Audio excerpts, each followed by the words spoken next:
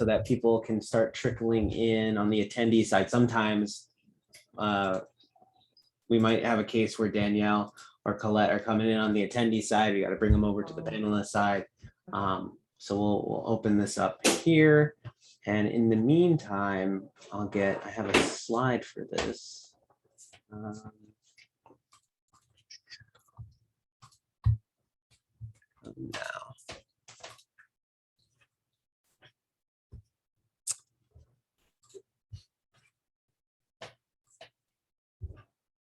There we go. Share screen, share. Okay.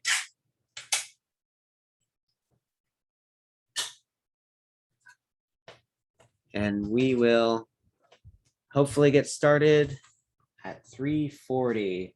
Welcome attendees. This is the first of 2 afternoon plenaries. Excuse my cat. She hasn't eaten all day because I've been doing this. And my partner just got home. So this session is Donors of Color Network presents Getting EJ Funded 101. So we're just waiting for a few more panelists to join in, and hopefully we'll get started in a few minutes. Looking for participants. Okay. Is it is it Dr. Wilson or Professor Wilson? Dr. Wilson. Doctor, okay. Thanks for asking.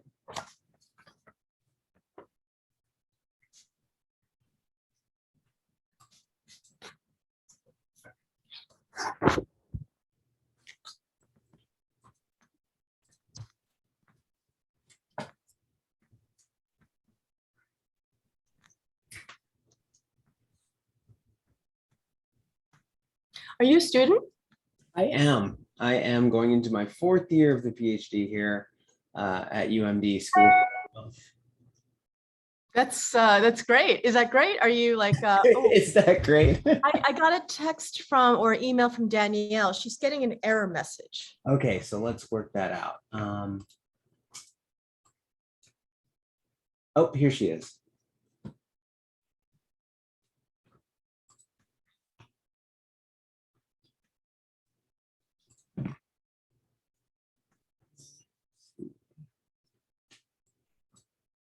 Hi, Danielle, you made it.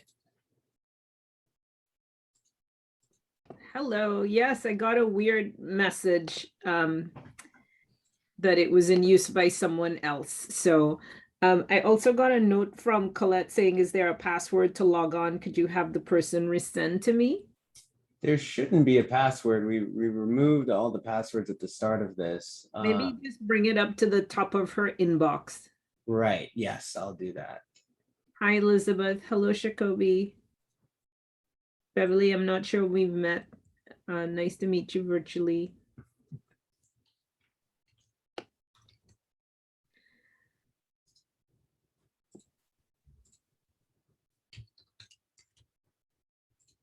So in your 4th year, are you ABD? Oh, not quite ABD. I'm working through the candidacy hurdle, that is the qualifying exams, and then the proposal, and then ABD. That sounds so cool. It always sounds so cool. I know it's a lot of work, but it sounds cool. Sacoby, how you doing? How's the energy level? It's Jan right now. Oh no, I'm here. Oh, I don't see. Oh, I don't. Where am I? Oh, let me highlight. How is it? I am tired. How'd you know? How'd you know? I'm After tired.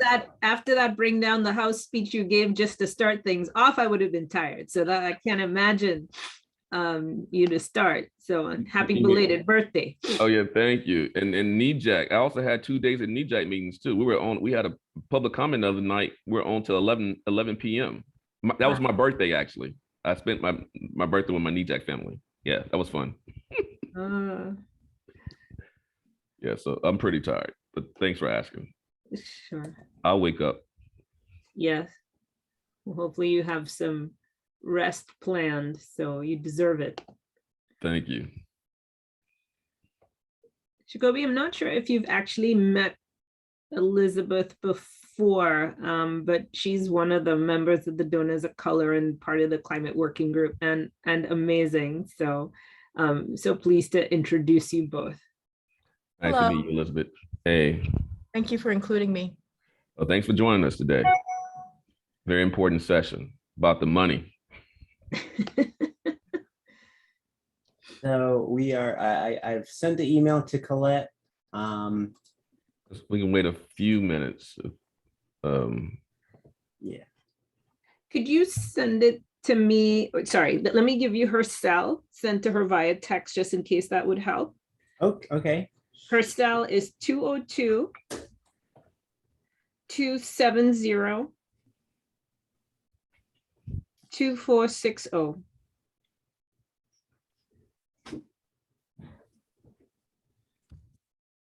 You said 202-270. Yep, What was the last four? 2460. 60. Okay.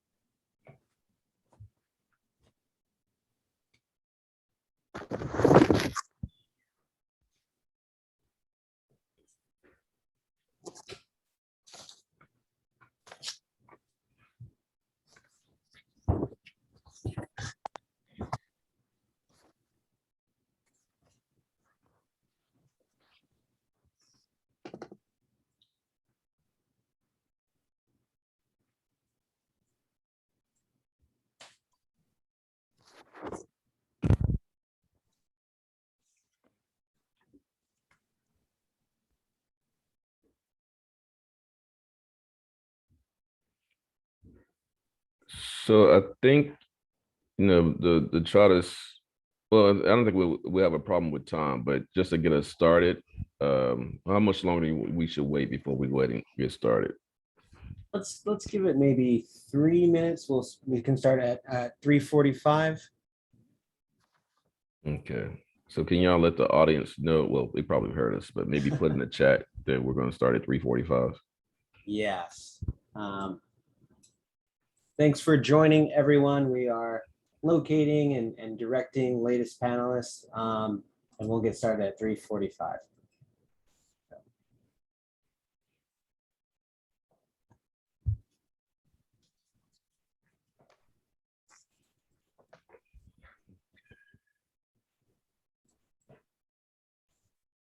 Okay, text sent. So hopefully that is good enough. Hopefully that gets through. The audience can't hear us yet, right? They can't. This is a live room. No, this is Yep. live. Okay, This is great. Okay, so we're just waiting. Yep. Great. Hello, everybody. Yeah, we're gonna probably need to start doing that hold off and then let people in. Oh, she said she's here. She's here. All right. So Okay, great. okay, cool. So you got it, Yan? Yep, she should be transferring over now. And all right. Okay, cool. Thank you. Sorry, y'all. That was intense. No worries. Glad you made it. So like to thank everybody again for joining our afternoon plenary session. My name is Dr. Sacoby Wilson. Thank you for joining the 7th UMD EJ Symposium and this great session that we're about to have from the Donors of Color Network presents EJ Funding 101. We have today with us Danielle Deane-Ryan, climate consultant with Donors of Color Network, Elizabeth Wang, board director, New York Women's Foundation, Colette Pichon, that's how you pronounce it? I looked it up to make sure because you're from the Gulf Coast. Battle, executive director, the Gulf Coast Center for Law and Policy. Just a little bit of background about this session. Last year, we had the Closing the Gap in Environmental Justice Funding session. And this year, we welcome leaders from Donors of Color Network to do this first ever cross-racial community high net worth funders to really speak on how environmental justice work does and does not get funded. We have the Donors of Color Network's Climate Funders Justice Pledge shifts the center of gravity in philanthropy towards racial and economic justice, challenging the nation's largest climate funders to commit publicly to greater transparency and give at least 30%, I'm gonna say it again, at least 30% instead of the less than 3%, but I want to y'all stunned to talk about that, of their climate funding to the BIPOC-led power building groups are the most successful in fighting the climate crisis, who've been here doing it for 30, 40 years for very little money. So hear from these leaders working to increase diversity, equity, inclusion, and philanthropy movement as they speak on funding work that centers BIPOC frontline and fence line communities.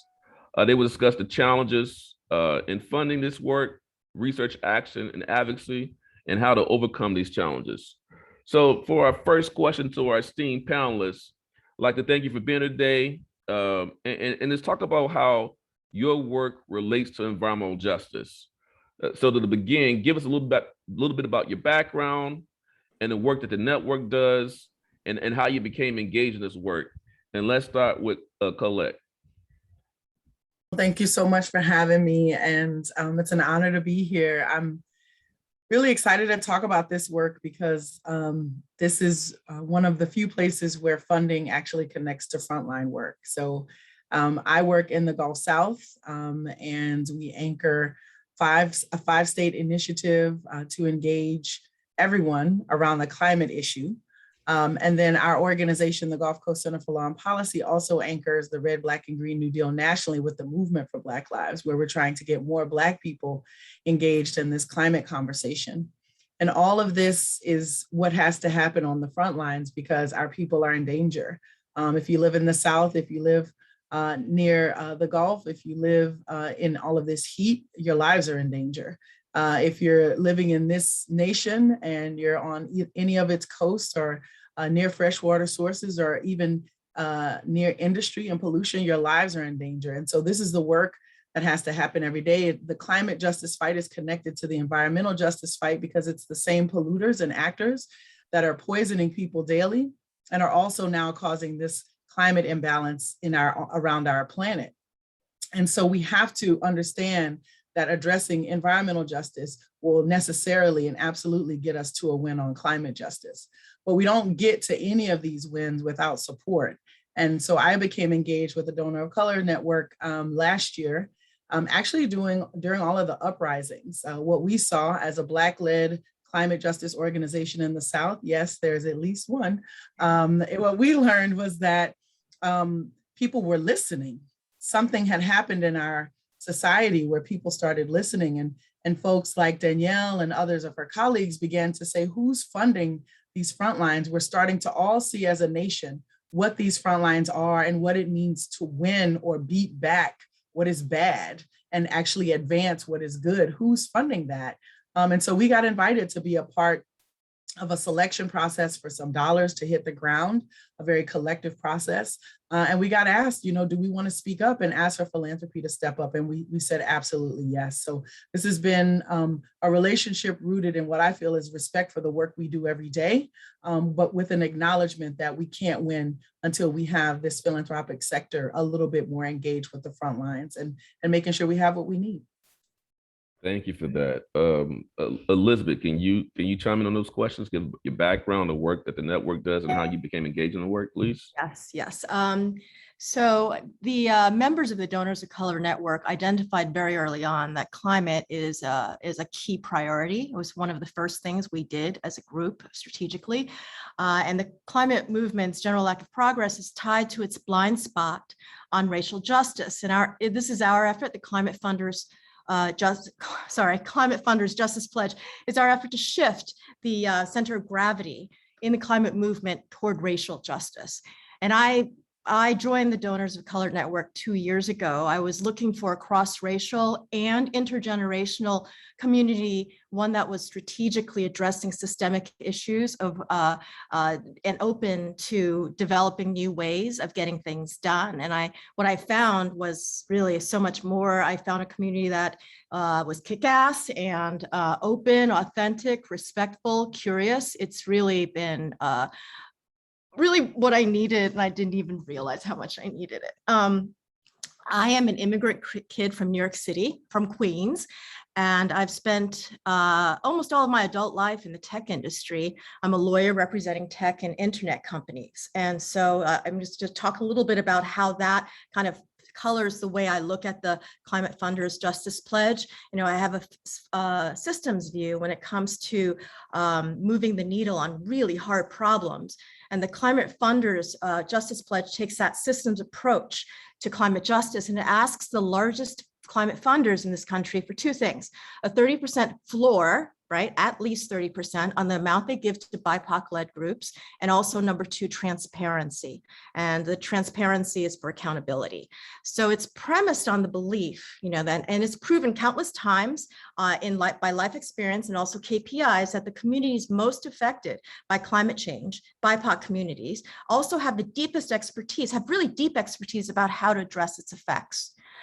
And BIPOC groups need to be in the room with policymakers, funders, scientists, who all else, when scoping the issues, when designing the solutions, and implementing and managing the next steps. And without the participation of BIPOC groups, our collective efforts are going to be less effective. And I've learned this from a lot of the work I've done most of my adult life, you know, with New York Women's Foundation, which was in my intro. And so to be in the room, BIPOC-led organizations also need to be better resourced to do that important work. So that kind of leads back into the Justice Pledge and the fact that it's a floor and transparency and the 40 largest funders in this country. Thank you for that, Danielle. Oh, you're muted. Thank you again for having us, Sacoby, and happy belated birthday once again. This has been just a tremendous conference, and thanks for all your service. I currently manage my own firm, a consultant, and I got asked last year if I would talk to this Donors of Color network that was interested in climate, and I thought, I'm not sure what that's gonna add up to. And it has just been an honor, as Colette said, to come across a community of donors that want to self-organize and use their voice to help do systems change, not just write a couple of checks and pat themselves on the back for maybe doing a little bit of charity, and that they saw their philanthropy as being something to attack systemic problems. I am originally from Trinidad and Tobago in the Caribbean, and oil money paid for my education. And I was lucky to go to one of the best schools in the country because the government was using oil revenues to be able to, you know, pay for kids who couldn't go to fancy schools to have a great school to go to that was top notch. But I also saw what it was doing to my beautiful beaches. If Trinidad and Tobago is not on your bucket list, it needs to be on there. And so before, you know, you go to school and you have words like sustainable development and all those other things to put to it, I was always trying to figure out, how do we get the energy we need, the resources we need for the things we need: energy, schools, jobs, support, and not kill the goose that's laying the golden egg. And so that's where I come from. And I have been in and out of philanthropy now for the last 15 years or so. And when I first joined the Hewlett Foundation, I was very naive. And I was excited that coming out of grad school, where I, you know, studied Bob Bullard's work and others, you know, on environment and development, that I thought, great, I get an opportunity to help put dollars out the door. This was in California as they were fighting to try to get a climate change bill. And I thought, how wonderful, what a great job to have, and was really shocked to realize that most of the money going out the door did not have an equity lens. And so it was almost like the work that I was doing was a little siloed, and a lot of resources going out the door was almost working against it. I'm like, how's that going to work? And so fast forward, we have seen some change, but not at the speed and scale enough. And so when the donors of color when I came on board, and they said, tell us what's the latest that's happening. And we went to look at the latest numbers, and Professor Ana Bautista, great scholar at the New School, looked at 12 of the nation's biggest funders and what they were funding and what percentage of those dollars will go into BIPOC-led organizations. And the number was 1.3%. It's a shocking number. And I thought, still from the biggest funders. And then there were conferences by California Governor Jerry Brown and others saying they're going to be billions more coming down the pike, right? Because they were given about $1 billion a year, just the biggest ones. And so if that new money gets spent the same way the old money's gotten spent, we're not going to build the power that we need. And when the donors of color saw that, they said, well, how do we do something about that? And that gave birth to the Climate Funders Justice Pledge, and that it needed to be done in a way that was in concert with leaders that were closest to the problems. And you'll see on the website, climate.donorsofcolor.org, climate.donorsofcolor.org, a number of the movement leaders that we took advice from and that have endorsed this campaign. So I'll stop there. Thank you. Thank you for the setup for the next question. So in February, you launched the Climate Funders Justice Pledge. Just a few weeks ago in late July, the Donors of Color Network issued a press release that noted the percent of dollars that 7 top climate funders allocated to BIPOC-led groups, as you were talking about. The largest funders range between 10 and 33%, but most are still deciding if to even pledge to transparency. Among non-top 40 funders, only a few funders allocated more than 50% of their funding to BIPOC-led groups.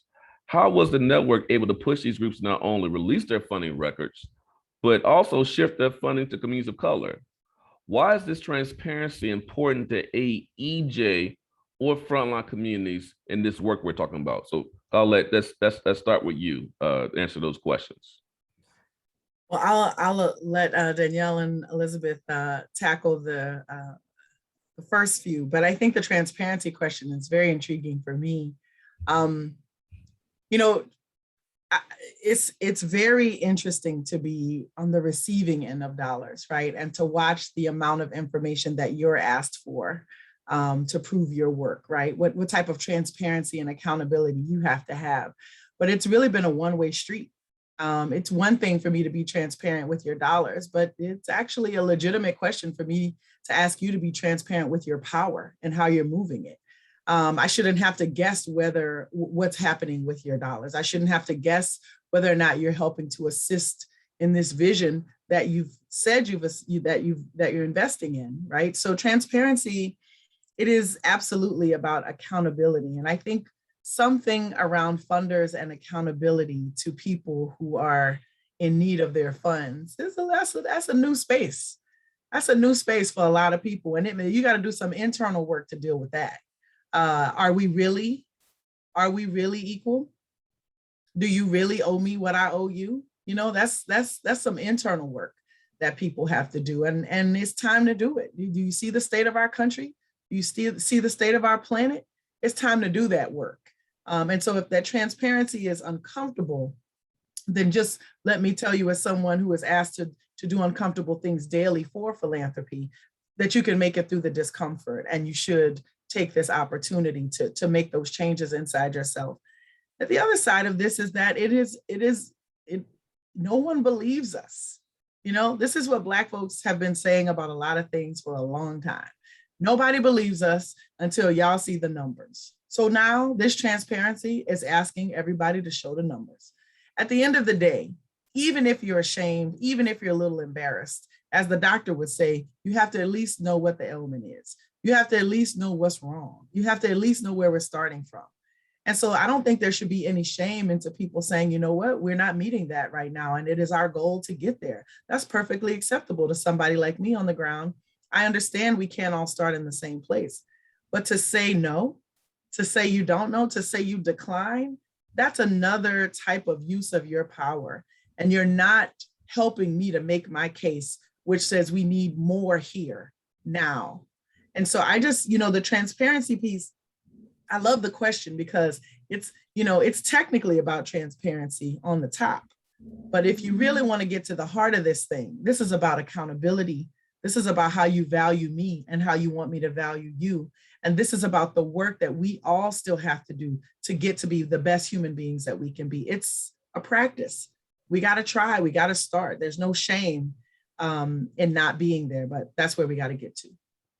You got me rocking in my chair. Like, you talking about money and transparency, and you said it. So I got to show mine, but you don't show yours. You know, I mean, what we doing? That means we're not in an equal relationship. And that's not just, I know we're talking about foundations there. I want to make sure I don't take away from this. This is also about federal funders too. It's the same thing, y'all. Yes. It's the same thing. So you got me rocking. I wanted to say something. I'm going to be quiet and make sure Elizabeth goes next. But go ahead, Elizabeth. I will be super short so you can continue, Dr. Wilson. In terms of their first question about pushing these groups toward making the pledge, I just want to say it's really very simple that, we continue to meet and persuade, and it's still early days of the pledge and the discussions continue. And then we also kind of, try to figure out where our networks are and persuade other ways too. We continue to collect and provide data, and there's a mismatch between impact and resources. That's clear. We listen to the foundations and why they won't or why they can't or why they, and then kind of work past those. And maybe that's a process too. This is an internal process like Colette mentions. And then also the plain old equity. I think the numbers speak for themselves. It's really hard to argue against them. Thank you. You got more time, Elizabeth, on the breakdown to run the show. You want to take a couple more, another minute or so? Go ahead. I'll cede it to Danielle. Okay, Danielle, you're up next. Go ahead, Danielle. Thank you. I think it's time to name some names about where we are and the help that we need, because we're not done. Part of the reason we have gotten some of these funders to make a pledge to either be transparent or get to that 30%. Some said I'll at least be transparent, but they have a question about whether that floor should be 30% and what they commit themselves to.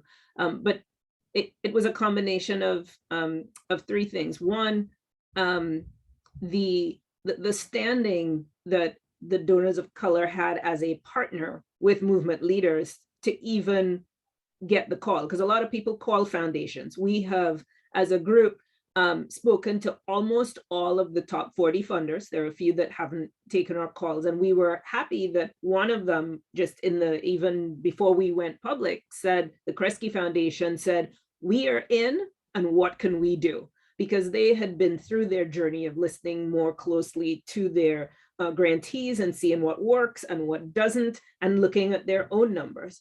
And so many of these funders checked their numbers for the first time on the phone when they were with us, right? And what we said, and again, climate.donorsofcolor.org, was, we've seen on your website that you've said you're committed to diversity, equity, and inclusion. We have all the links on the website. We've also seen that many of you guys put out extra statements about George Floyd last year, that we are in a moment where people are looking more systemically. And so what we're looking for is rigor, the same rigor that people are asking for from a lot of the people that they fund. Have you looked at your numbers to see, because your budget is a reflection of your values, and you like to measure carbon, you like to measure a lot of other things. How about you tell us, so it's not just on a professor to go dig up all the data, just for you, what's your percentage of your dollars the last 2 years that have gone? And on our website, we've had the Pisces Foundation has put out their numbers, the Kresge Foundation, some of those that are at 10%, the Hewlett Foundation. The head of the Hewlett Foundation said very sort of frankly, I thought we were doing better until we ran the numbers, right? So you measure what you care about, and what we're trying to do is close that gap between between the rhetoric and what funding is actually moving. And we've seen more and more funders doing DEI work, and we know there are big green funders that have great people, like our girl Leslie at the Sierra Club, doing good work within white institutions. But if you are looking for expertise and mobilization and power building to overcome what we're seeing with the oil companies, you have to be doing more to fund communities of color. And what we're seeing is the highest numbers, the organizations that are funding at the highest level in terms of annual dollars to communities of color, because I want to give those that are doing well praise, are folks like the Libra Foundation that are at 87%. That you have others that are in between, like the Nathan Cummings Foundation, where I used to be, that's at 47%. But if the top funders, we have to be strategic here. I know we have a lot of campaigners and brilliant folks in the room. If the top funders with the biggest pockets aren't doing their fair share, then it drowns out often the work that is happening from those that are doing more. And it would not have happened with just those private calls. Let's get real. It takes a public conversation. Power doesn't concede anything without a demand. And so part of what's happening is also a thought piece strategy, just to lay it out in case people are not connecting the dots, is a great op-ed that Colette wrote with our other movement partner, Mia Yoshitani, that's on the website, again, climate.donorsofcolor.org, and online at Donors of Color on Twitter. And just yesterday, the trustee of the Cerna Foundation partnered with a board member of EGA, Ernest Tollison, and put out an article in Inside Philanthropy. Again, it's on the website, because we know a lot of funders read Inside Philanthropy, saying, are climate trustees perpetuating systemic climate inequality by not asking the right questions? Because we have some Black and brown folks now on a lot of the boards of these influential foundations, and they might not be getting the full story. And so you don't get people to do more unless you have that public presence. And Sacoby, you're part of that. And for others in the room who might be in positions of influence, we want to spread the word about this campaign and ask how you can help us, because most of the top 40 funders are in conversation, which means they took our call and they said they're thinking about it and they might need to check some things, and they haven't yet gotten back to us. But we're hoping that they take the opportunity and make a decision that helps us move where we need to go. So thank you for that. And just to chime in again, y'all got me. This conversation, like I said, I just left NEJAC, but one of my soapboxes on NEJAC was follow the money, show me the money, map the money, who's got the money, who's getting the money. This is in regards to federal funders. So this same conversation we need to be having with federal funders. You talk about health disparities. You're finally talking about racism. Oh my God, you're gonna fund race, looking at racism grants. Who's been getting the money? We wrote a blog on scientific racism, scientific colonialism, scientific imperialism, I think last year, right? And it said that four agencies, USDA, Department of Defense, Department of Energy, somebody else, 20 institutions was getting 33% of that money from those 4 agencies. Historically Black colleges, 2017, receiving money from institutions of higher education, received less than 3% of all the federal dollars. So this is what we're talking about with federal funding. You're saying the same thing with foundations. So we need to be having this multi-sectoral conversation of transparency. Because again, y'all are saying that this is different for foundations, federal dollars. That's my money as a taxpayer. So I don't even get my money back to invest in my own community, but you're using it to poison me because you're giving tax breaks to companies that poison fossil fuel infrastructure, oil and gas. Let me stop talking, y'all. Y'all getting me? This is stuff that's really important. The money can't be used to poison people. The money cannot be used to disenfranchise people, marginalize folks, and otherwise invisibilize them. That's what we're talking about. Danielle, I'm gonna give you another chance to follow up. So how's what you just said linked back to the Green 2.0 report? So Green 2.0 is an effort that looks at the diversity of the staff and senior staff and boards of both big green groups and big foundations. And they are doing good work, again, on transparency. And, for folks that just out of, transparency myself, I was one of the partners that helped kick off Green 2.0 many years ago. And it was a big deal then to ask at least, well, who's on your boards? And that is a work in progress. And now we're asking, okay, we're glad that there are lots of people are in a DEI class, people are, doing all of this, but is it translating into anything different in terms of action? And so in some ways they're complementary efforts. And I will say, again, at the base of it, this is a tool about a larger conversation about who do you need at the table to find solutions. And Sacoby, you were great in your opening remarks in saying, yes, I have a PhD, but science isn't the province just of PhDs. They have to be working and collaborating with the folks on the ground, and we need the citizen science. You need the best of all of it. And so if you are looking at all the elements that you need to have a powerful movement, you can't just be funding groups that are coming along but have diversity challenges and then not funding the organizations that have the deep expertise. We know that this is a moment that has some hope around it as well, though, right?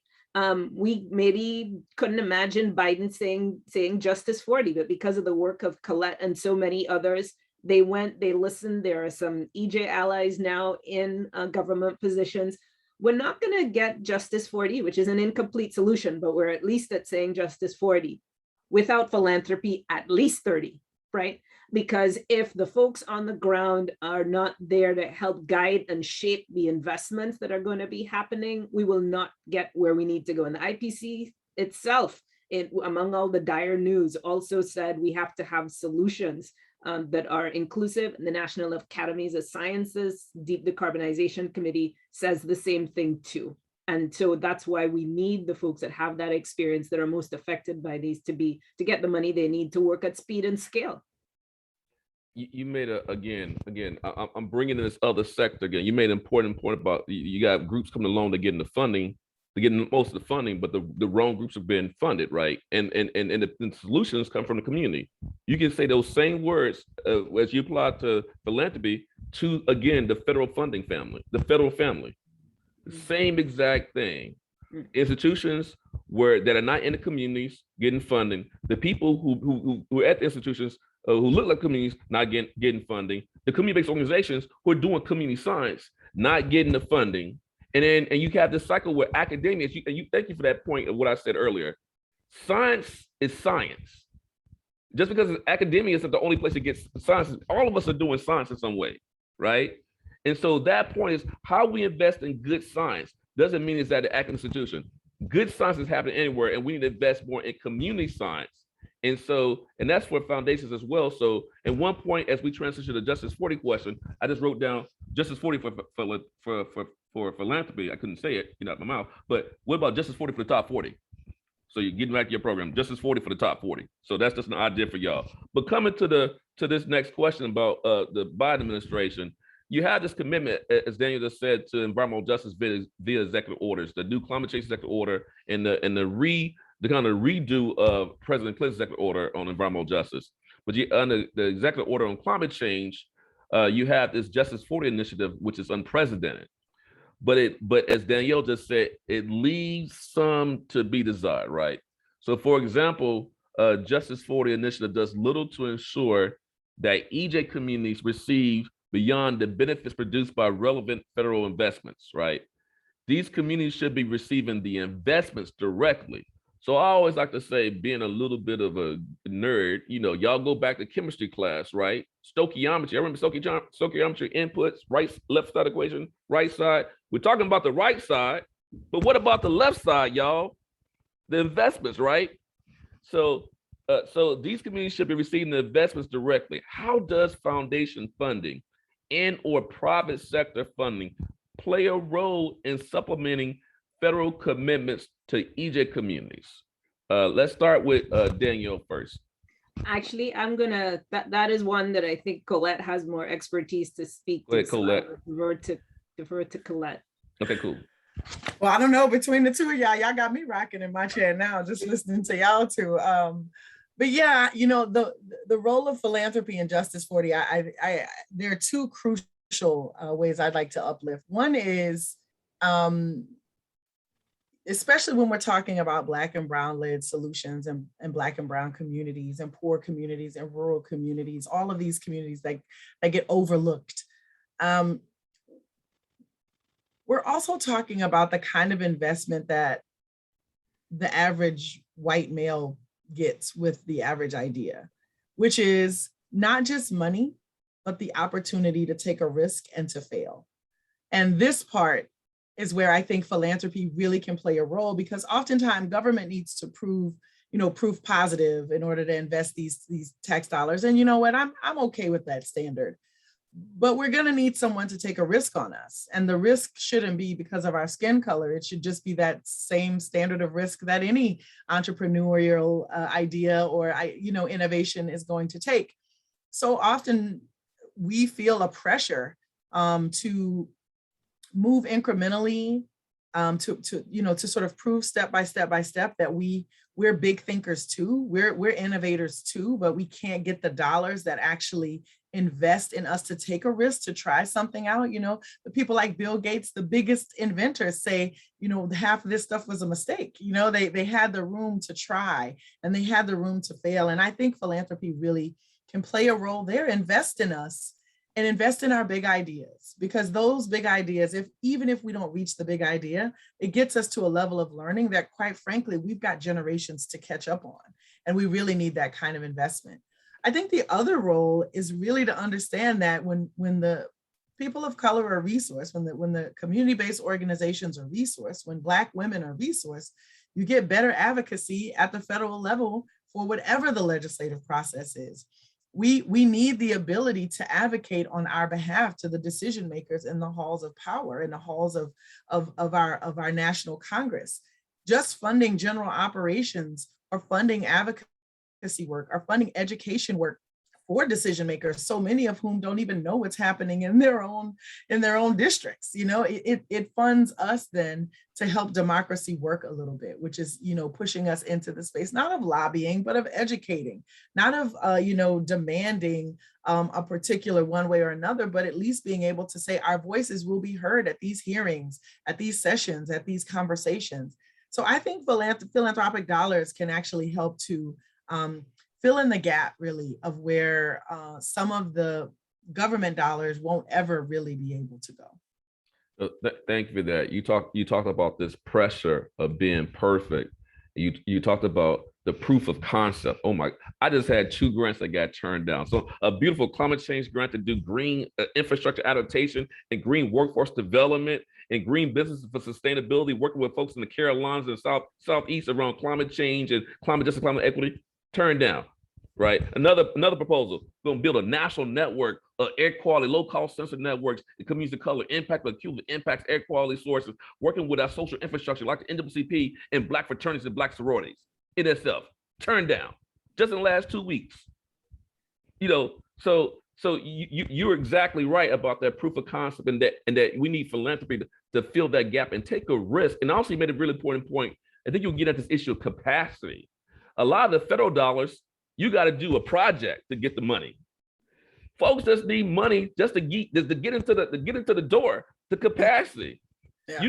You got to be able to give folks money so they can just be engaged, because a lot of groups, as we know, on a broad brush, don't have the capacity, the leadership capacity, organization capacity, the programmatic capacity to even start doing the work, right? Well, now you're getting into equity. So yeah, and equity requires you to acknowledge where we are and why we are here, and to actually fill that gap. Now there's funding that happens because funding has to go out, and we all know that tax breaks and all of these other things are the catalyst for dollars going out the door. But we're in a different moment in time now. We've got to fix some things in the past or at our foundation, or else we'll never get to standing all the way tall. And we've got to invest like we understand that history. It's going to take a little bit more money, a little bit more time, and maybe even a different way of doing things. When you just said you got turned down, your proposal has fraternity and churches. They don't value fraternities and churches. We do, though. We know our community. We know how to get people involved, but we don't have people at the government level who even knows what a rich bed of resources that is, because our communities aren't valued the same way. And this valuation situation is in philanthropy, it's in government, it's everywhere. And this is really, at the heart of some of the problem. How are we valuing communities? How are we valuing innovators? Who are we valuing? Who are we trusting? Who are we taking a chance on? And if we continue to do things the way we've always done things, we will only have what we have right now, which is, says the IPCC report, a very bad situation. Thank you. I want to pass the mic to Elizabeth to answer this question, but can you also, as you answer this question, can you talk about what are you seeing in philanthropy and sort of, your journey as it relates to these issues that we're raising and your journey relates to? Like my heart is just beating so fast from the conversation go ahead. that's happened. There's a couple of things. I'm just going to go a little bit. I'm just going to give you an example that is absolutely relevant, but it's a little off topic for this particular conversation. A lot of things that we're talking about is what could foundations do? What could philanthropy do? And I keep thinking about my last 20 years at the New York Women's Foundation, it being very involved, where actually they go to the communities and they fund this is gender, women and girls in New York City, and they fund it community-based organizations, tiny ones, even pre 501c3 incorporation type stuff, and they give them money. That's how you fund it. It's just like that simple. And I think that it goes back to a lot of the things that yesterday I had a conversation with Colette, and we talked a little bit about, deserving, like the deserving people who deserve grants. I think that actually takes a lot of internal work, also something that Colette mentioned earlier, the internal work of seeing what is deserving. It is not a CV. It is not, a lot of it is life experience, connections with the community. And I think that a lot of it is just a philanthropy seeing things a little bit differently. And I just want to mention something that comes up in a lot of gender discussions. Don't ask me to find the business school that did the research, but there is research that shows that men and certain men get promoted based on potential. So they're male directors are given $10 million or $30 million, make a Marvel movie, even though you've only made one little movie up till now. And then women tend to be promoted based on their track record.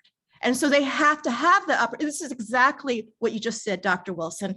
And I think that once that's raised to you, that happens to be your bias in thinking, I think it's, you do a little soul searching. Maybe you do things a little differently. And I can say that, the New York Women's Foundation, like my experience has been like, we're the first funders. We fund people with like zero prior experience in, say, sex trafficking. And they end up like a few years later, they end up doing a national organization. Oh, by the way, they're MacArthur Foundation. Not that that's a big deal, but it also is a big deal in the sense that the idea was inherently good. And if there wasn't a first founder, it wouldn't have gotten that far. Thank you. Powerful words. I appreciate those words. I think the audience really appreciates those words and appreciate your approach, right? Who's deserving, right? And that bias, like, oh, you, because of your skin color, you got potential. Here's some dollars. Here's a big old bag of money. We need to take about 10 years. I need to see your track record. That is a problem. And then it gets back to Colette's point, that investing, because we talk about the divesting of communities, right? We talk about that a lot. There's also been, you can use that kind of divestment and disinvestment language when it comes to this, when you mention that term equity. So you got to put in more. You got to put in more so people can even apply, and to get the capacity to apply for dollars and have the infrastructure to apply, and then to get the dollars, infrastructure to get the dollars, and then have the infrastructure to use the dollars, right? And then attract the impact of the dollars, right? Let me pass the mic to Danielle on that question about Justice 40. You have any thoughts? So we went in a few different directions. So where do you want me to focus? Whichever way you want to contribute. Do you want to jump on my idea, Justice 40 for the top 40, or how this again? You're thinking about foundations playing a role in filling the gaps, but also how can these public-private partnerships happen? Because there are small towns. I think Matt Tejada talked about it in our EJ session, or maybe in NEJAC. Maybe I heard this in NEJAC. Or Richard Morris said it. You got a lot of small towns, like I just said, don't have the capacity to apply for dollars. You got communities don't have the capacity to apply. How can foundations join up with Justice 40 to be those additional investments in these communities that we're talking about? Well, one of the things that has happened over the last few years is as relatively small BIPOC-led organizations have heard this thing from philanthropy, it's hard to give big dollars to a small organization. They said, okay, well, let's form a collaborative and we will take care of getting resources down to the ground so that people can do their work. And then you can write one relatively big check and we will decide amongst us with a process that is inclusive, how that will move. And so one of the questions we get all the time is, well, where specifically can foundations put their resources if they don't have time to go on a full learning journey and figure lots of things out?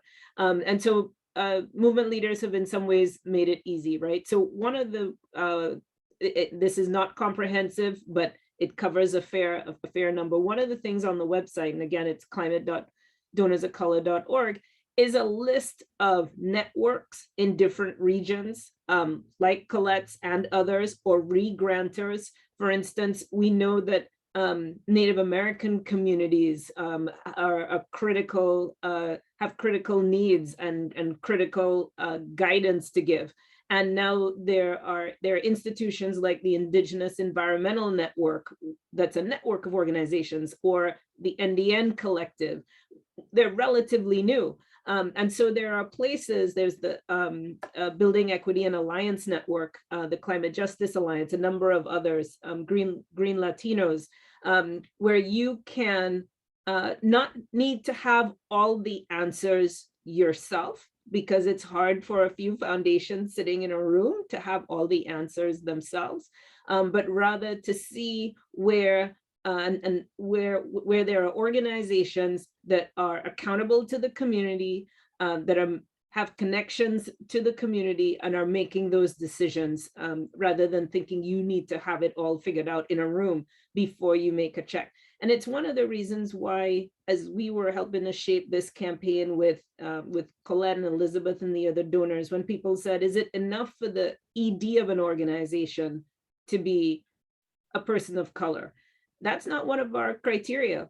What we said is most of the board and most of the senior staff have to be people of color, and there needs to be a focus on justice and accountability and building power. Because we know that someone could tomorrow, and this is something that, you know, I've heard one leader worry about, is the government looks to put resources into different things via Justice 40, that could find a lawyer to create some organization tomorrow that says they happen to have, you know, a person of color at the top or a few people of color on the board, and they figure out how to work the machine to be able to get those dollars. And we have to keep an eye on that. So it's critical for funders to ask, who is this institution accountable to? And are they connected to the community? And that is not that hard to figure out. And we've made it a little easier by highlighting just a few that are sort of windows into that. But I think it's also critical for those in the audience. You have scientists, policymakers, academics, and others that care deeply about this, to also raise their voice, to say and join some of the allies that we have on our website. And it's a mix of people of different races and backgrounds, and also Representative Velasquez, Representative Grijalva, elected leaders as well, are looking at the fact that we have done a lot of work to get to the point where there is a discussion about Justice 40, and now it's how do you get that implemented, and if you're getting it implemented, how do you make sure that good things happen on the ground? And if we don't address this imbalance of resources, it's really going to be a struggle. It's a hopeful campaign though, because at the end of the day, we need hope and action to go with that hope. And a lot of people have thought maybe we've tried everything and nothing is working, right? We haven't tried everything, okay? And there is something very concrete that folks can do to help shift resources to those that are on the ground. And in the same way that there's no way that we would be in a position to even talk about Justice 40 without Georgia and the amount of work that went into delivering Georgia and the election, in the same way, we're not going to solve climate without mobilizing those that are most affected, those that are underfunded, and will we get all the players at the on the field in fuller gear? I'm going to mess up the sports analogy now. There is a lot that can be done. No. Thank you for that. I think I appreciate you're saying you got to get everybody, out there, and you got to recognize the value in all these different groups. And you said it. You got to get the ones on the front line, fence line, the ones the most impacted, who are the contextual experts, right? As Dr. Moses McLean would say, when it comes to dealing with these issues, right? So the solutions have to be of the community, for the community, by the community.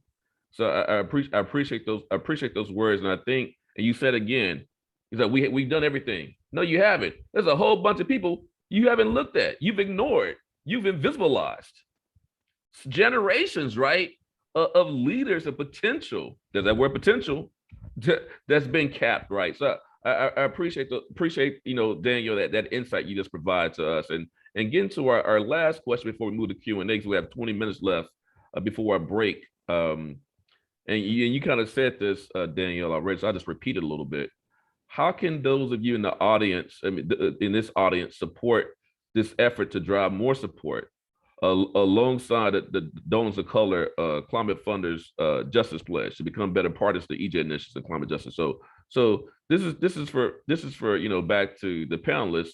How do you think the folks in the audience can help out with this pledge? What's some specific things that you would like to see them do? What are some recommendations, some steps that they can take so we can join together? Because just again, against to bring another sector, we did the pledge that y'all have, we did the same pledge from the federal funders. I'm just gonna put that out there. Same pledge from NIH, NSF, NOAA, EPA, CDC, HRSA, Department of Labor, Department of Defense, Department of Education, Department of Defense, Department of Energy, the Department of Interior. I don't remember all the departments. Y'all get what I'm saying? We need the same pledge. So what do you want the audience to take to help? What steps, what recommendations, how can they get involved? And I'm gonna start with Elizabeth.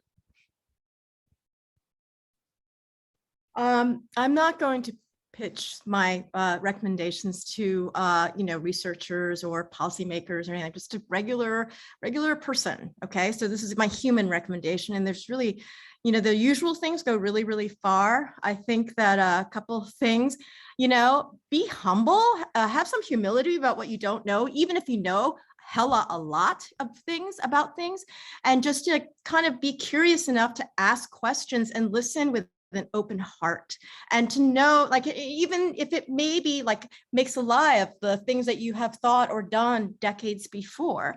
And also listen, and then be willing to expand your comfort zone, and know that in the work that we're doing here, which includes shifting the balance of power, it will be uncomfortable. You will be uncomfortable. It's part of the work. It's fine. You're going to survive it, and you're going to be better, and you can have a bigger comfort zone. And I think that those are the three things that I kind of say a lot, but it's easy to say, hard to do. And it's really like, lifetime kind of trying. The other things are much more easy are like, research the BIPOC-led communities, in your neighborhood, in your state, in your country. Follow them on Twitter, and social media. That is really low bar of finding out what they're doing and learning how they're thinking and learning what the divides are on things. And then also amplify the voices, have it come up in your conversation. And I think that over time, I think for a lot of things, I have actually had my views gotten sort of a deeper understanding simply by following someone's social media about an issue that I don't know enough about, and I really ought to. So I think the other thing is, in the work that this goes to the expertise, I don't know what rooms you all are in, but in the rooms that you all are in, maybe think that you don't have everybody in the room that needs to be there, and go invite one of your new friends, and have them participate, and not just participate, maybe lead, like head a committee, maybe like do all of those things, because, none of us, that's the awesome thing about having a hard problem. Nobody knows the right answer, nobody. So anyway, that's mine. Thank you for that. I'll go to Danielle next. I don't know what Elizabeth just said. I know we have to get to Q&A, so I'll see if Colette has anything to add. I don't want to monopolize. I was literally about to hug Elizabeth through the Zoom, because I think there was vulnerability there, and a newfound power. I mean, we are in a moment where every single one of us, no matter where we are, whether you are doing financially well or whether you are fighting for your life, the moment has changed and everybody has some work to do, everybody. And if you think you got it and you think you know it, you're part of the problem. It's time to have enough courage to say, maybe I don't know. Maybe I do need to be a little bit more curious. Maybe I could give a little more. Maybe I could engage on this. You know, to my friends who are, you know, good, well-intended white folk in the world, who just don't mean no harm and really, you know, don't even understand half of what's being said half the time about all of this equity and shifting and changing. It's time for you to sign in. It's time for you to come into the game. We're not winning because we don't have you. And to all of my brothers and sisters, Black folks, brown folks, Native folks who are out there fighting on the front lines, you got to keep going no matter what the situation is. But we got to be the kind of leaders with the kind of grace that this country has never seen before. And it's not fair, but it is what's required of us at this moment. And it's just what we have to do. I think we gotta figure this out. We gotta get past all of this ridiculousness. We're losing our country. We're losing our planet. And it's because our systems are rooted in oppression and supremacy. And this means we have to all contribute to taking them down and building up something new. It could be beautiful, it could be delicious, it could be fun. We have the power to do that, and the world needs us to. So the time is now, is what I have to say to everyone in the audience. The time is now to take your step, whatever that step is. The time is now. Well, thank you for that powerful words. You sound like about to say current Senator Cory Booker, about to say deliciousness. When you said this, it could be delicious. You take that from me. Don't be all the delicious. He came down to the South to check out the EJ concerns, and that's where he got it from. Okay. He got a whole bunch of deliciousness when he was down here. Okay. No, thank you for those very, very powerful words about, you know, how we need folks now, and we need everybody in this movement. I want to move us now to Q&A, and just to thank, before we go to Q&A, thank you panelists for this very powerful session and all your words of wisdom and your experience in this work. And I think the audience really appreciated it. So to get to questions, Yan, do you want to come online and ask the question? Sure can. So thank you, panelists. Thank you, Dr. Wilson, for moderating thus far. We have gotten a few questions in the chat that I will read off. So I'll start here. Someone mentioned yesterday that EJ is a big buzzword now that there's money. How are we making sure that the dollars get into the communities and orgs that are really doing EJ work? And I think definitely that this was touched upon, you know, throughout the panel. But if there's anything that's left to said here, I'll open it up to the panelists.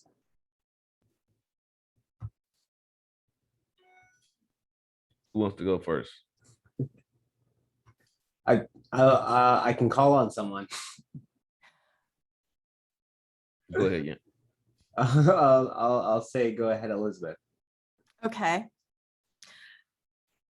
I think it really, I think part of it is this: board of directors matter, the composition of the boards, and having boards of directors that ask the questions, that have the values and actually will live the values, and also will, you know, be the minority view on a committee. That's one. But from the outside looking in, how do you do that?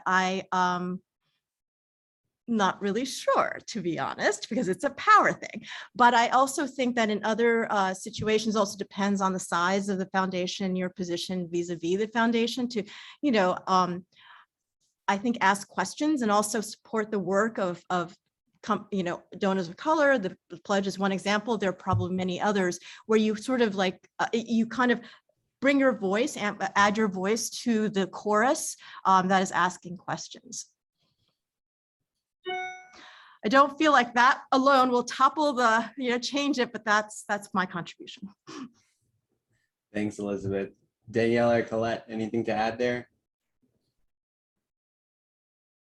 Yeah, I think I would add that, our federal system is pretty broken. This is what we learned in the aftermath of Katrina, and what I think communities who have suffered disasters are learning every time they have to deal with the federal government. Our disaster response, our disaster recovery, and the way the federal government invests in our communities is broken and skewed. I would say for the Justice 40 initiative, we need to see legislation or regulation that allows community-based organizations to be places where those dollars land, and not just those same institutions that have not figured out how to not be discriminatory after being funded and invested in for generations, and somehow they still haven't figured out how to get it right in their own communities. I think it's an important thing for us to mandate that certain dollars be accounted for.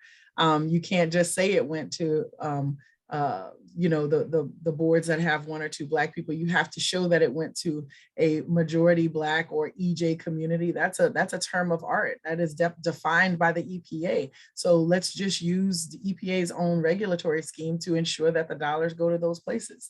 But I think an even bigger and more courageous step that the Justice 40 dollars could do, and I'm not sure we have the leadership to do it, would be to target the fossil fuel infrastructure, to target the dirty, polluting, poisoning infrastructure, because those things are necessarily in Black and brown communities. If you just targeted the root cause of the climate problem, you would actually end up putting money in the same places where you want it to go, because the only people who allowed, or the only communities that were required to have this industry in their backyards, are Black, brown, poor, and rural. So we don't even have to make it a people of color thing. We can just make it a root cause thing and put the dollars to extracting this dirty stuff off of our earth and putting down good things that help the earth sustain itself. And we would necessarily get the money to where it's supposed to go. But just go ahead, Danielle. Go ahead, Danielle. No, I would just say, also going back to some of where we started on the transparency and vigilance, right? It might seem like simple things, but they are really, really critical. And there's no state doing perfectly, but there are some elements that environmental justice leaders fought for in places like New York and California, that writes into the law, not maybe you should, but you shall report on where these dollars are going. And just like trying to ask foundations to say where their resources are going, when you know that there's a legal obligation to put information out there, Sunlight will help to get that kind of vigilance and transparency that we want. And Sacoby, I want to repeat something that you talked about as well, which is with these investments, it's also about best practices around making sure that the resources stay in the community, right? And community labor agreements and others, because this is not about just, as the J leaders say just so frequently, stopping the bad. It's about the vision for the new. And so if we're looking for a transformative economy, there are Black and brown entrepreneurs that sometimes, don't get the resources that come to have things built in their own communities. And so that kind of vigilance and transparency is really important. But ultimately, the community knows what's going on. And so the eyes and ears that are there are really important. And media is really critical.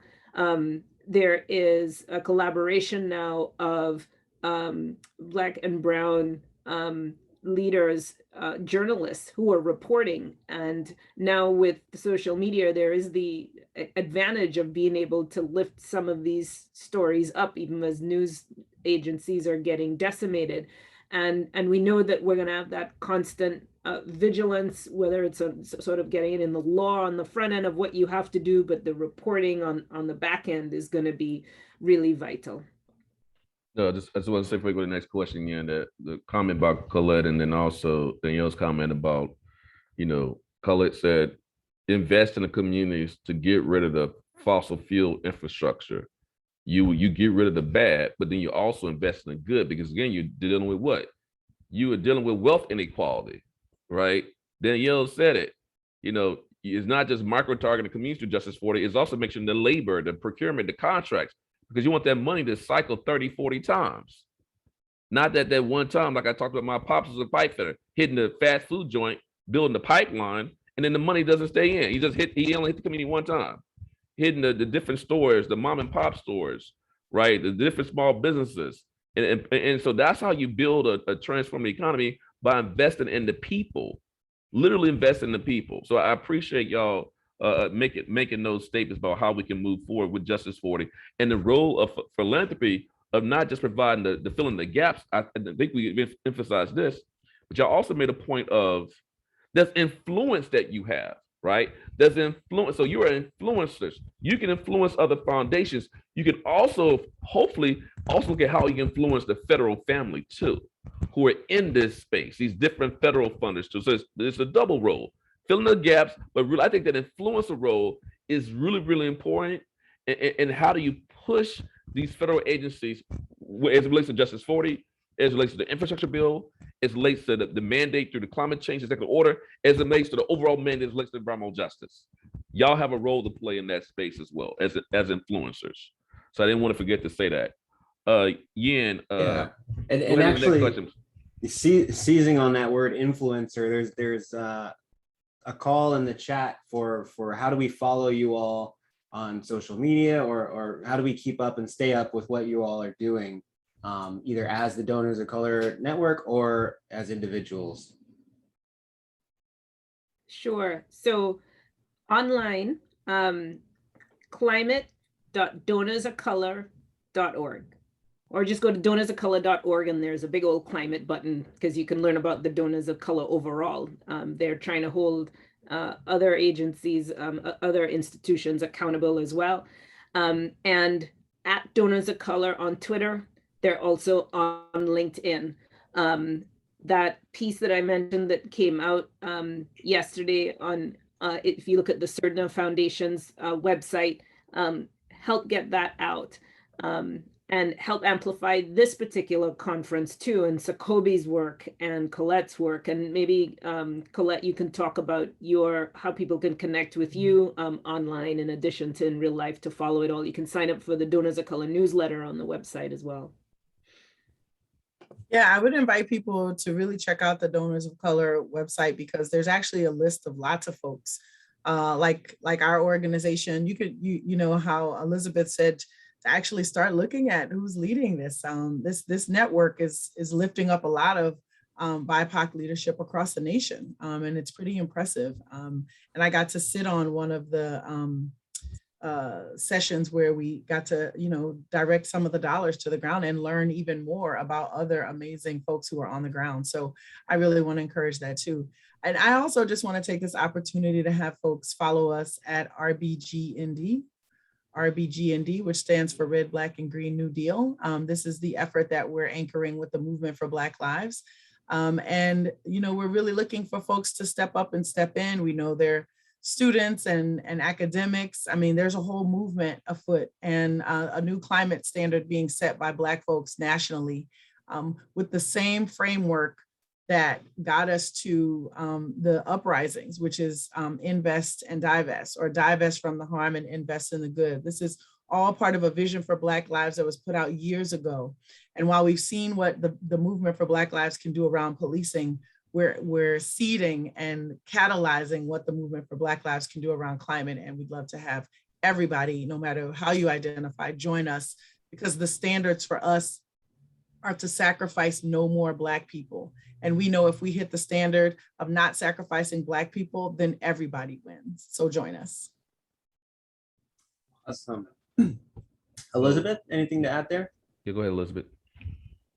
I don't I'm not, I don't know. Thank you. Climate donors of color. That was a powerful statement. Powerful statement. One, Go ahead, Danielle. one thing I'll also add about the fact that, you know that movie Hidden Figures, where everyone was, not everyone, most of us, many of us were shocked to discover that there were these 4 amazing Black women that, you know, helped get folks to the moon, right? But you didn't hear about them. Now we're hearing about them. And so in that same spirit of lifting scholars up as well, we got a little tired as we were talking to some of the funders who thought that it would be hard for them to find more Sacobys, and of course he's brilliant, he's one of a kind, of course.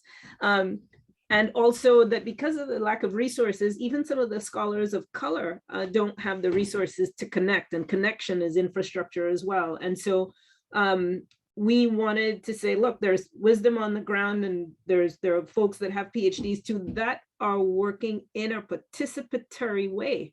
And so on the website now is the most current list in the country, because I know you have a lot of academics and policymakers listening, of folks that have a terminal degree, that PhD, that JD, etc., who happen to be folks of color, and not just what their skin tone is, but have they worked with environmental justice organizations?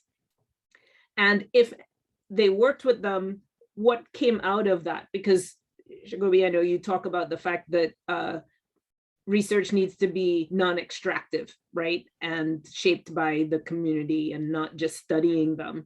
And so we had a couple of folks like Dr. Bob Bullard, Dr. Manuel Pastor, all giants in the field, Dr. Dorcita Taylor, where we called them and said, hey, send us the current list. And they said, no one had the current list. I said, well, let's get this done. We did a form. They told us, make sure to ask those questions about not just what their color happened to be, but who are they working with? Are they mentoring the next generation? Something that I know Sacoby is doing so well. And now there's over 100 folks on that list. And so there is no excuse anymore for anyone that is trying to call experts to say they can't find experts with PhDs, just like, of course, there's no excuse for saying you can't find organizations that are communities on the ground working in their communities. So we're looking at wisdom across the spectrum. Sacoby, of course, is on that list. And if there are any folks of color that are working with a justice lens, and you haven't added yourself to that list, it's on climatedonorsofcolor.org. It says BIPOC PhDs, go add yourself so that they can have the excuse that we can't find folks. They're there. We can't find folks, we can't find groups. Yeah, that no longer can have that excuse, right? Yeah, let's move to the next question. We have a few more minutes for questions. Sure. So this is kind of a technical question. Does the Donors of Color Network do any grant making in and of itself, and are there processes for or planning for requests for proposals? Anyone? Elizabeth, do you want to take that one, or I can take it if you want? But well, I wasn't there when the grant making happened. Colette, I think Colette was, right? You were on one of the committees, but in the beginning we did, yeah. No, I was just gonna say I was able to serve on a selection committee, so I'm not able to speak directly to the question. Maybe Danielle, you can, if there are any RFPs or things are going, but I was there. The Donors of Color Network, for one of its grants, called in several frontline leaders to help direct the dollars. And so we were not just, we didn't receive the dollars, we were just part of helping to direct the dollars. And it was really a fascinating process because it was folks who were doing the work, listening and learning more folks who were doing the work, and then making some sort of sometimes difficult decisions, but decisions to help get money down to the ground pretty quickly. And even we got to influence what the application and reporting needed to look like, which many of us on the ground just think a lot of that stuff is kind of ridiculous, but they listened to us. We were able to really influence dollars getting to the front line. So I know some grants have been made. I don't know what the future holds. Danielle, do you know that one? Can I chime in? Let me chime in real quick. There's a couple of points you made. Yeah. So the points that you were just making are really relevant to some discussions that we've had in CEEJH. And I'm gonna go back to Richard Moore, who talked about the peer review process. So actually having community members review the proposals who actually do the work. They are the contextual experts. You want experts to review experts, right? And then you made another important point where as relates to funding. This is for foundations and federal funders. We got to reduce the paperwork burden on folks. It takes a staff just to get the paperwork in, and you only get funded. But then on the front end, you got to realize that folks don't have staff. So you get a lot of paperwork, but little money for the amount of paperwork. So I just want to highlight those points that were raised, and these are best practices that we need to move forward across foundations. Hopefully, those of Color Network can push on those things, but also influence the federal family to do similar things. Again, go ahead, Danielle. Actually, that was a great way to pause and end on that. Ashindi Maxton is the head of the Donors of Color. And so there is I'm not sure what their next phase of grant making is. But I will say part of what they're trying to do is also grow the network. So if you happen to be one of those folks that's interested in joining Elizabeth and others in leveraging your voice and contacts, because it's not just about resources, please do, reach out and join. There's a connect button.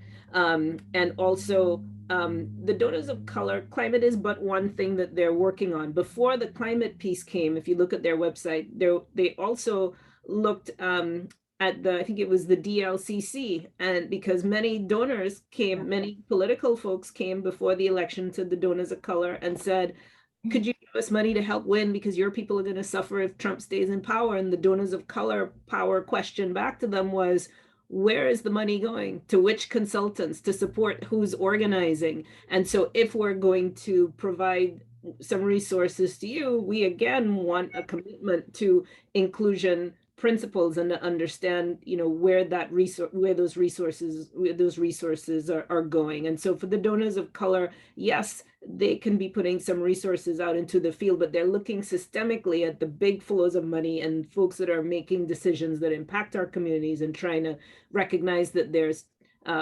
challenges and inequities embedded in all those systems. And figuring out how to try to shift the process and decision making about those systems. Elizabeth, anything you wanted to add to that? Yeah, just a crisp answer to that. It's that we did it once, and then we sort of pivoted a little to the funders pledge.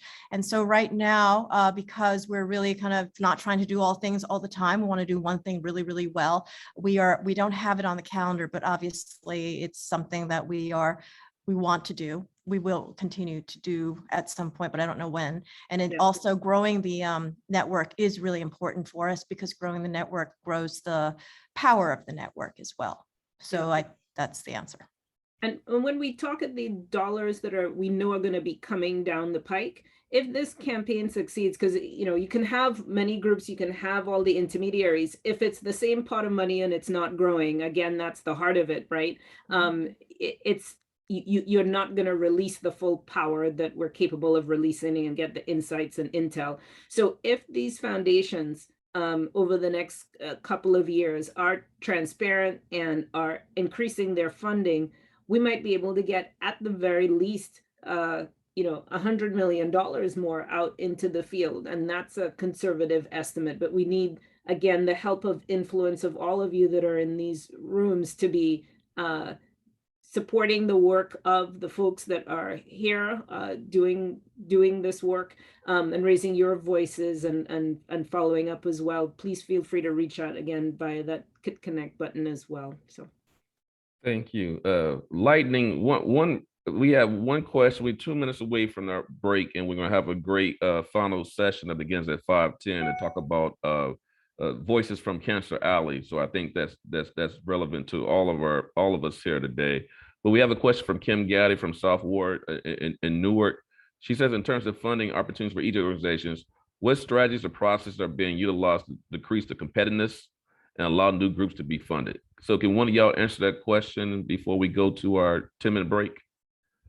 So what strategies or processes are y'all using, or folks within Donors of Color Network are using to decrease the competitiveness and make sure new groups, deserving groups are getting funded? I mean, I can respond to that, but obviously not as Donors Color Network, but for other foundations, to strategize in advance, what your priorities are. And so it's almost like, this is a terrible metaphor, but I'm going to use it anyway. It's like, you're judging a Halloween contest. There's the best, retro costume, the best whatever. And you have those in advance and you kind of understand what your priorities are. And so people will be competing with each other, but there's always a space for the brand new organization. There's always a space that for organizations of a certain size or that, kind of